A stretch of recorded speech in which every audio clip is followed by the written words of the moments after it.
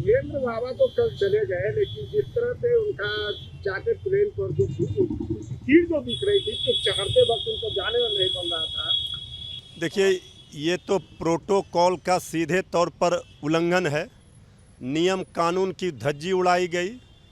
अब तो प्रोटोकॉल अधिकारी और जो नागरिक उड्डयन मंत्रालय के अधिकारी हैं उनको जवाब देना पड़ेगा, एयरपोर्ट के अथॉरिटी को जवाब देना पड़ेगा कि आखिर किस नियम के तहत रनवे पर जाकर के इतनी भीड़ पूरी तरह से कानून को धज्जी बता गई।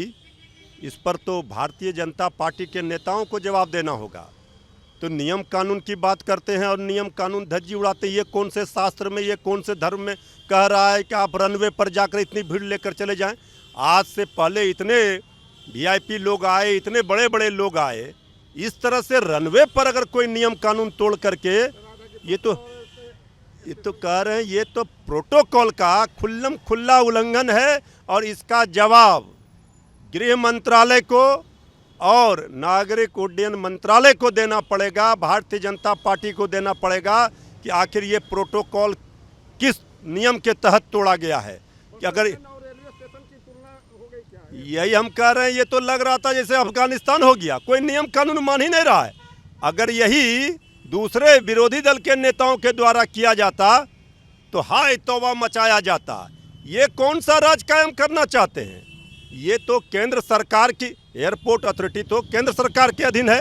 5 दिनों तक बाबा का कार्यक्रम शांति ढंग से, विधि व्यवस्था ठीक से चला, ये बिहार सरकार की जिम्मेवारी थी। लेकिन जैसे ही एयरपोर्ट जाते हैं, नियम कानून की धज्जी उड़ा दी गई। और जो उल्लंघन हुआ ये बता रहा है कि ये किस तरह से ये लोग कर रहे हैं नियम कानून को तार तार। एक बताओ, संत को चार्टर्ड प्लेन, ये क्या है?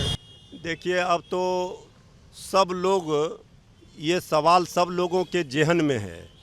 जो लोग भक्ति में, आस्था के सैलाब में गोते लगा रहे थे, वो बेचारे परेशान दिखे इस गर्मी में, धूप में।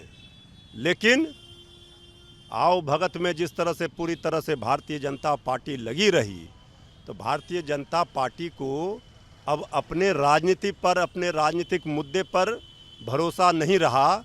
अब बाबाओं के भरोसे ही वोट लेना चाहती है। हमने पहले भी कहा कि अब बाबा को ही मुख्यमंत्री का चेहरा भाजपा बना दे। यहाँ तो बीजेपी तो जिस तरह से उतावली थी और उसके पीछे थी, ये तो पूरा बीजेपी का इवेंट साबित हो गया।